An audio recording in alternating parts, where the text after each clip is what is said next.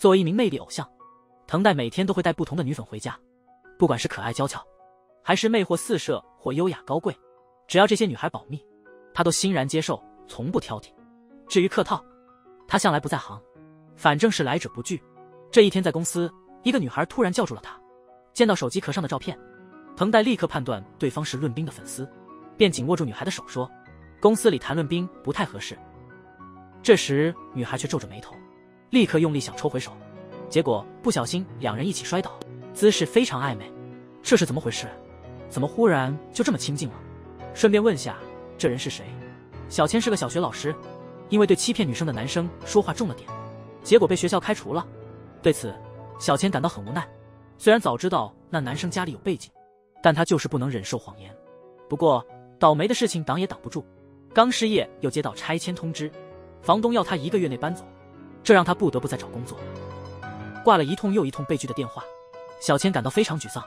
就在这时，手机铃声响起，失主希望他能把手机送去。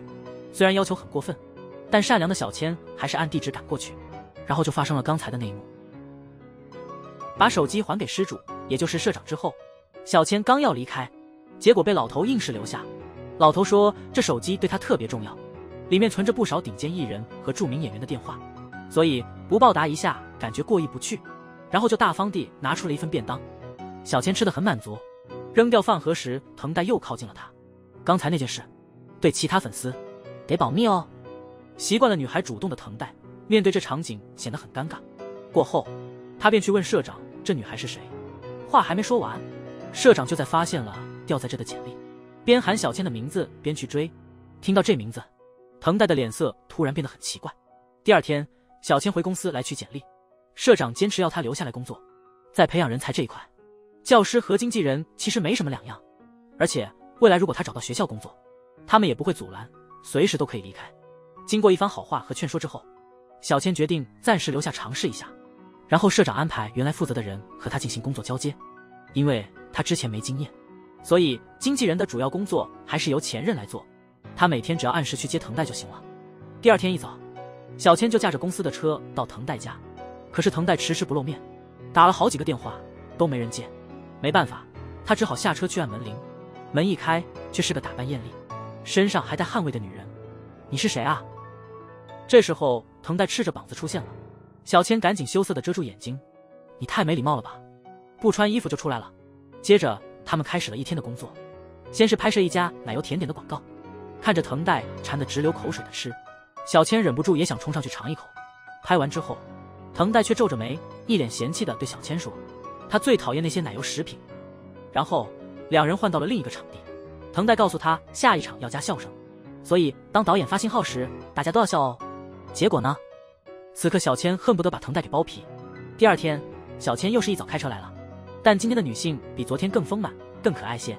车上他忍不住问藤代，你天天换女人也太没品了吧。但藤代似乎完全不在意，表示这都是为了他们好，如果将主动送上门的人拒之门外，那这些女孩们实在太可怜了。这种三观不正的看法让小千气得牙痒。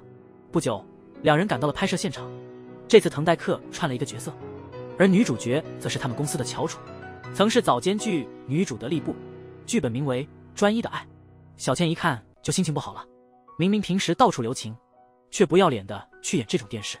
可是看了他们的对手戏，刚刚还在心里怒骂的我，马上就被他们甜甜的画面感染了，怎么会突然觉得心动呢？晚上他对藤代说，今天你的表现真的太棒了，只是平时能不能控制一下自己，像你这样天天换不同的女伴，你虽然对自己体力挺有信心，还是要懂得持之以恒的重要啊。就在这时候，一个男人愤怒地走了过来，你这家伙竟敢对我女人下手！小千想上前劝架，却被那人一把推开。关键时刻，藤代赶快扯住了他的手腕，同时几个员工听到声音赶过来，把戴绿帽的男人吓跑了。这时候小千惊讶地看着藤代，你刚才叫我什么？这个小名是小时候一个讨厌的人取的。藤代你怎么知道的？他当初还是小学生，时常被那人骗，因此总在同学前出洋相，也是这个原因。他长大后特别讨厌谎言。知道了藤代的真实身份后，小千开始疯狂找工作。他特别想早点离开这个最烦的男人，但他的工作还没找到。接着又碰上了一件棘手的事，本应是他搬家的日子，却遇到了网络租房骗局，这让他既无钱又无家，她打电话求助闺蜜，偏偏她男友今天来了，一个床3个人，确实不便。知道这事后，藤代先是笑话小千的天真，接着问她，行李可以先放我家，但小千你打算怎么办？要不你直接和我住一块吧。这什么情妇啊？这也太突然了吧，第一次见面就这样。一眼望去，到处是青瓦和金砖，真是太豪华了。这房间的装潢简直超乎想象。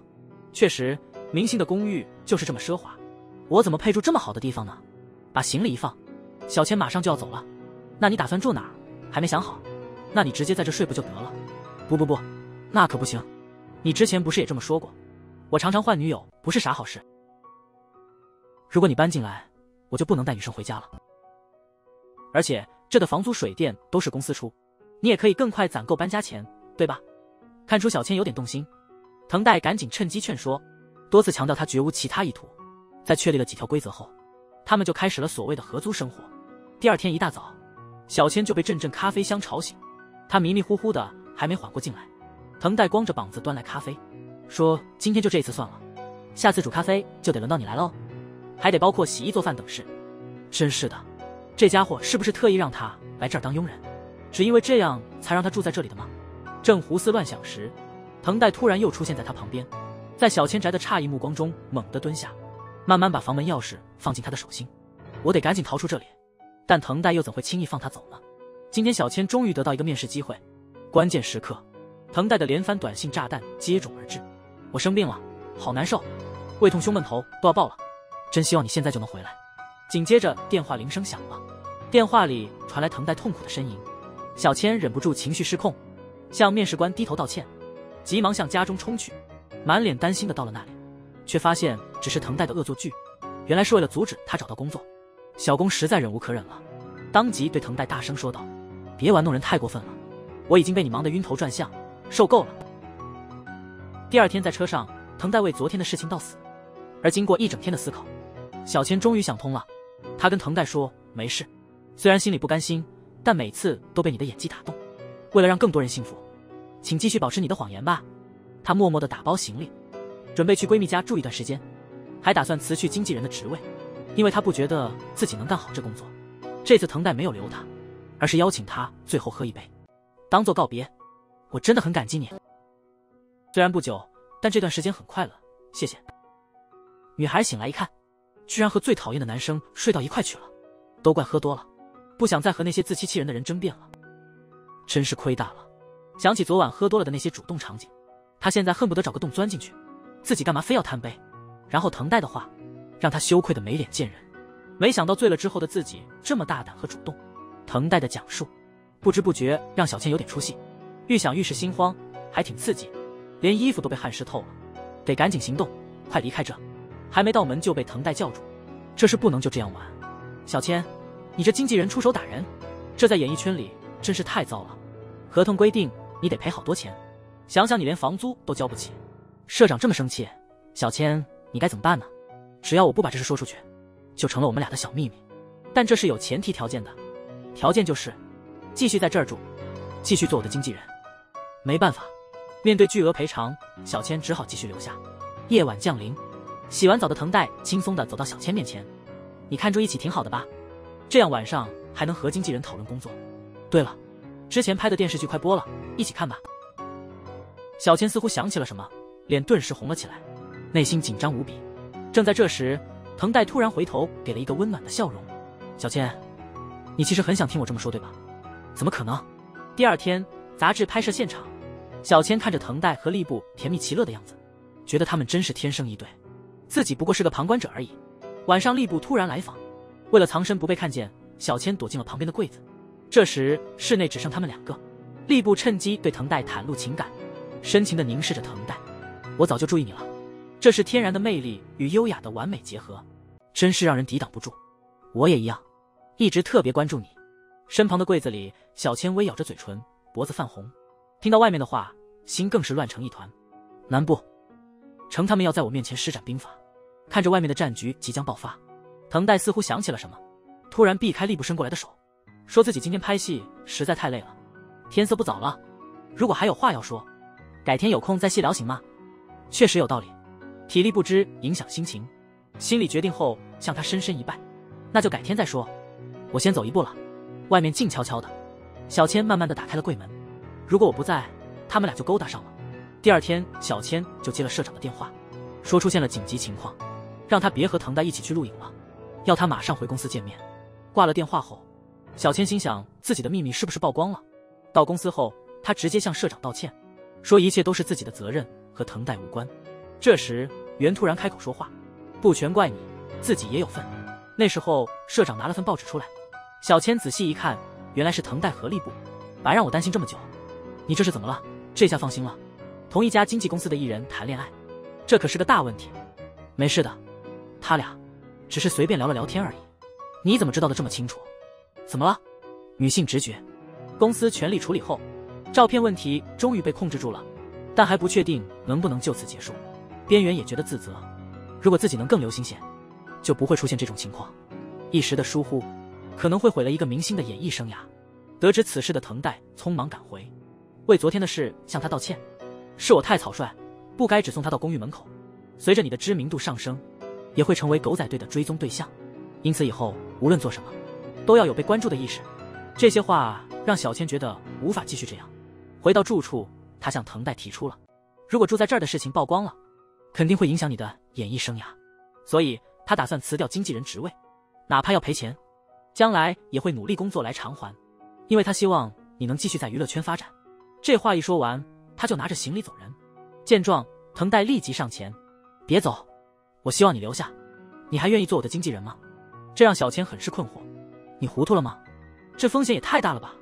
只是想让我这种手忙脚乱的人当经纪人，确实你可能不太专业，但是对我而言，你已经是最棒的经纪人了。你总能时刻提醒我最重要的事情是什么。为了避免我无意中冒犯别人，你会详细记录下每位工作人员的资料。有你在拍摄现场，不仅能让大家气氛和谐，也直接关系到演出的成功。因此希望你未来也能做我的经纪人，我们一起努力实现梦想。这是小千第一次感到藤代没有说谎，他认为与藤代一起努力共同前进这件事是可行的。虽然不确定未来能走到哪里，但我会努力做你的经纪人，一起朝你的目标前进，应该是我们共同的目标吧。加油，经纪人。正当他们准备开打的时候，突然收到了公司的通知，由于藤代事业正处于上升期，社长特地聘请了一位专业经纪人，从今天起赖娜将由加贺健负责。原本准备大显身手的我，居然被替换了。在加贺的帮助下，藤代的事业达到了新高峰，接连代言、综艺、电视剧，档期满到爆。相比之下，小千显得惨多了。离开藤代之后，他被老板安排在吏部身边工作，因为公司当时人手不够，他连培训都没经过就开始工作。第一次来到晨间剧的拍摄现场，他做事都乱成一团。吏部看剧本时，他帮忙撑伞，结果差点伤到吏部的眼睛。拍摄途中，吏部想利用空档复习台词，他却找不到正确的页码，吏部看都没看成最后，连这点小事都搞不定，还怎样当经纪人？很抱歉。用餐的时候，他又端来了一份超高热量的便当。你知道下一场我得穿啥衣服吗？吃高热量的食物，穿衣显身形就难看了。很抱歉，我试试看能不能找别的。等他提着大包小包赶来时，用餐时间早过了，吏部索性饿着肚子去拍戏了。直到这一刻，他才明白藤代原来这么宽容。为了快速提高自己的技能，晚上小千一个人在办公室奋斗加班。正当此时，加贺过来了，开始询问关于藤代的兴趣爱好等。面对小千的困惑，他解释说希望能做好经纪人工作，关键是要多了解服务对象，并牢记他的每一句话。遇到对方难以启齿的事，就替他表达出来。通过这样的相处，彼此间能建立信任。听了加贺的见解，小千顿悟了。回到家，他把吏部的作品全都拿出来，决定仔细研究。这让旁边的藤代很是郁闷。当我当经纪人时也没这么上心。第二天，小千演的表现明显提高了。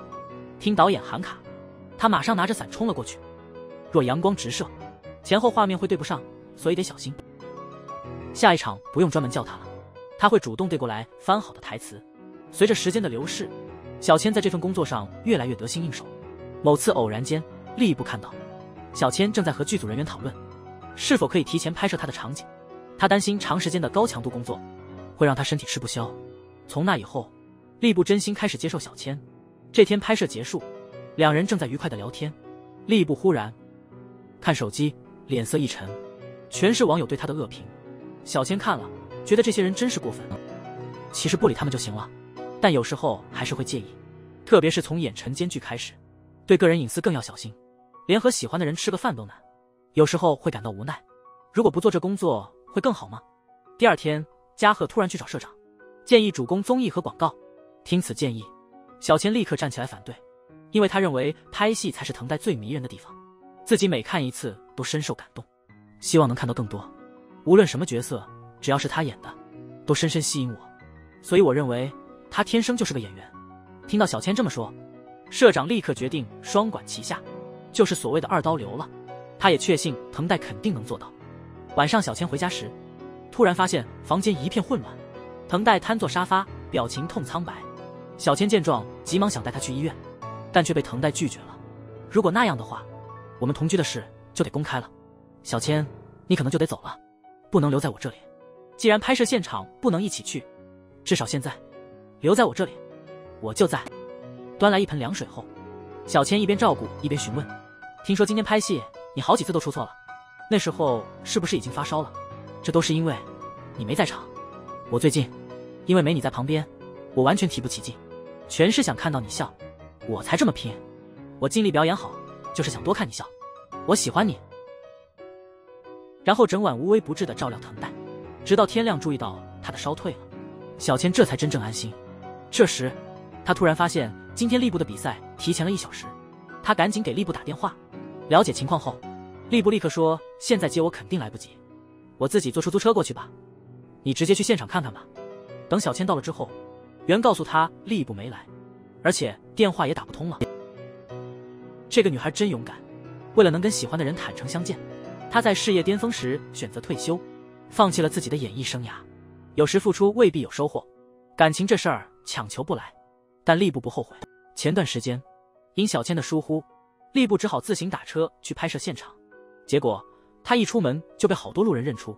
他本来因工作和情感问题已经很疲惫，看到围观拍照的人群，他突然想到网上的恶评和质疑，随即一阵强烈的眩晕袭来。幸好在晕倒前，他靠着一股爬回家的决心，他没在大街上晕倒。小千对此非常自责，但吏部反而安慰他说，这事与你无关，因为这点小事倒下说明我太弱了。小千虽然担心，吏部还是坚持回片场补拍。一段时间后，晨间剧拍完了，大家都觉得吏部的事业将迎来高峰，结果他竟在杀青当天直接面镜头宣布退圈。这次退休事件让公司乱了套，社长面带阴霾质问员，难道你之前一点没感觉吗？这时小千忽然想起了什么，马上把吏部之前的烦恼告诉了他，这让袁有些难以接受。吏部是他从高中时期就努力捧红的，结果到最后，小千这新手都比我懂吏部的心。心里不服的他立刻就辞职了，临走还狠狠地对小千说，你那套讨好艺人的招数，他是绝不会接受的。后来社长安排小千带着吏部最爱的布丁去看他，对此吏部非常感动。社长和袁姐从高中起就特别照顾他，这次我却不小心给他们添了不少麻烦，真是没办法。对这份工作他感到身心俱疲，现在他离开了娱乐圈，感觉格外的清爽，所以他决定再也不回去了。最后他向小千提出个要求，希望能私下见藤代一次，但他又担心被记者偷拍给藤代造成麻烦，所以希望小千能帮个忙。回办公室后，小千在犹豫是否要帮手时，嘉禾忽然进来说，他今天和藤代谈话时发现，吏部这次突然退休可能和藤代有关，因为藤代现在真心喜欢上了一个女生，而且他表示最近想向他坦白真心话。嘉禾认为那个女生正是吏部，所以就在想能不能试试将两人合并，如果步美小姐变成普通人，他就能不用再压抑自己的感情了。两人这么受欢迎，大家都会羡慕的，这对树娜先生的未来也有益处。听完嘉禾的分析，小千立刻决定了，真难得能和小千单独出来吃饭，但打开门见到的却是吏部。任务完成后，小千很机智的第一个退出场地。小千一个人走在回家的路上，心里涌现出难以言述的情感。他没想到自己第一次说谎，竟是对他有好感的男人说的。他刚回去没多久，藤代脸色阴沉的回来了，他面对问候不吭声，直接走到沙发上坐下。小千，你之前跟我提过的，你根本不在乎别人的感受。这话刚落，他缓缓站起，直接把小千推到墙边说，现在我就原样还给你这句话，我知道你很火大，但你这么做让我很为难。被喜欢的人这样对待，不生气才怪。我真的挺想看看那人是谁。电视里的帅哥美得不行，女孩眼睛都绿了，满脸崇拜。前不久，藤代突然表白，让小千天天心里翻江倒海，尤其二人独处，更是心慌意乱。藤代却装傻充愣，还故意问小千吻后感想。他一靠近，小千急忙伸手拦住，因为吏部退休了，我又成了你的经纪人。为了工作，藤代你能不能克制点？就这样吧，谢了。不用。晚安。第二天新电影的见面会上，加治说这次藤代的角色是努力想和失忆的前女友重修旧好的敏感角色。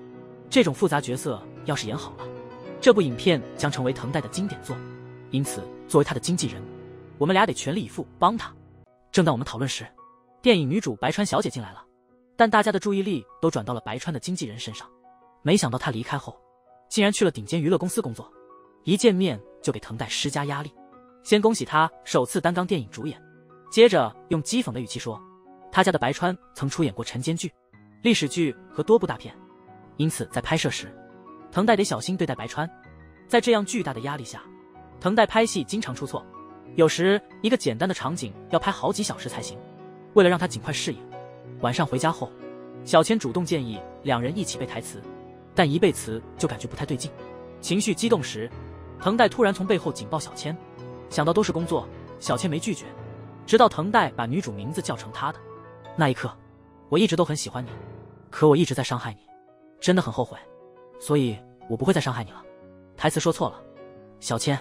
随着藤代渐渐用力，小千不知不觉也把手放上去了。两人在客厅抱了好久，小千突然清醒，急忙从藤代怀里挣脱，然后结巴地说，藤代，你刚才表演得非常棒，明天也请保持这份情感。今天已经不早了，就先这样吧。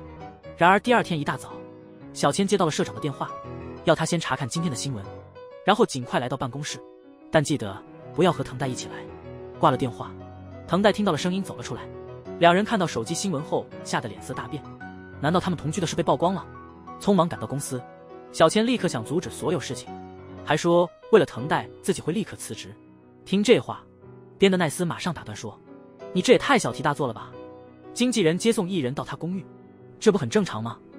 他已向发布照片的媒体说明情况，对方听后立即撤稿并做出修改。太好了，安全了。这时候藤代急匆匆跑进来，一见面就赶紧说是自己的错，拜托不要因此惩罚小千。怎么了？连藤代都慌了。我当然知道这只是个误会。加贺察觉到了端倪，开口说，为了防止他们再被误解，以后由他来接送藤代，拍摄时两人也尽量保持点距离。我喜欢上你了，喜欢不该喜欢的人。一段时间后，在小千每晚的特训下，藤代和白川主演的电影迅速完成了拍摄。电影庆功宴上，白川小姐焕然一新，与她以前的清新形象大不相同，简直变成了另一个人。小千正感到纳闷，袁突然过来对她说，白川已经转战另一个舞台了，这次她演了个勾引多个男人的美魔女。等袁离开后，加贺又一番向小千详细解释，白川是个塑造力极强的演员，不像藤代只是靠读剧本来找感觉，他会深入角色的性格和情感，从而深入的演绎角色。对藤代先生来说，这肯定是一种挑战。聚会结束之后，藤代跟其他演员一起去参加了二次聚会。小千一个人回到家里，不知怎的，在床上辗转反侧，怎么也睡不着。在聚会的另一头，白川突然对藤代说，要不出去散散，咱们俩溜出去吧。第二天一大早，小千还没睡着，听到开门声，就忙不迭起床迎接藤代回来。藤代告诉他昨晚玩得很开心，这是他第一次参加这么重要的庆功会。演员们一起喝着酒，聊着各自的演技经验，尤其是白川小姐，据说她看一遍剧本就完全能进入角色。说到这儿，藤代就起身要去洗澡，但小千闻到了她身上白川小姐的香水味。藤代急忙解释情况，这可能是因为她在我旁边喝酒的关系。真的只有这个原因吗？你身上还有她的香水味，你们是不是太亲近了？怎么了，小千？你不信我？但是我就是无法完全信任你。不过别误会，我和雪乃小姐真的没有什么。你又不是我女朋友。新演员为了提升演技，在经纪人面前直接坐进女前辈的跑车，迅速驶离。两人一起到了汽车旅馆，但到了房间，白川突然转变态度，说来这儿和演戏无关，只是想和藤代单独相处。他慢慢站起来，一边靠近一边解开颈上的丝带，然后轻轻地把藤带按到床上，接着熟练地用丝带遮住他的眼睛。与此同时，小千拨了好几个电话也联系不上。咦？脸复杂地问站在旁边的加贺怎么办。加贺显得无计可施，只能表示现在得信任，相信藤带和白川都懂得分寸。这情况让小千怎么信得过呢？回到家后，焦躁的他在客厅里踱步。等到藤带半夜归来时，小千怒气冲冲地瞪他说：“我本不想管你私事，但作为经纪人得管艺人危机，所以你跑哪儿去了？你这问法像警察审问似的。”我有点语塞，他话还没说完，就被小千那凶狠眼神吓住了，马上就把当时的情况吐露了。眼睛被白川用丝带蒙上后，他只是短暂感受了下呼吸，随后周围顿时变得寂静。好奇摘下丝带时，却看到白川正拿着他的钱包，站在不远处，眼含笑意地看着他。他只是想体会一下 Rika 的感觉，这个角色是在旅途中偶然遇到的男人，抢了他的钱后逃跑。那我先告辞了。第二天，小千进了公司，社长笑着告诉他，由于最近电影的宣传，藤带和白川经常一起出现在电视上，因此事务所收到了许多关于藤带的邀请，而且全是跟白川合作的爱情剧。一听这个，原来高兴的小千突然变得不高兴了。就在这时，加贺又拿着个好消息进来了，藤带和白川幸运地被意大利顶尖导演选中，一起参加在日本的研修会，这对他们俩是个很棒的机会，一旦被选上前途无量。但小千对此却高兴不起来，他查了资料发现，那个导演特别喜欢拍大尺度的电影，特别是官能场面描述的特别到位，所以小千整个下午都在担心。时间一到，他赶紧起身去接藤带，但是却没接到人。导演的助理告诉他，藤带已经跟白川一起走了。小千正要打电话问问情况，我先收到了藤带的短信，让我一定要信他，不用担心，他只是去和白川谈谈工作的事。这么说，我怎么能不担心呢？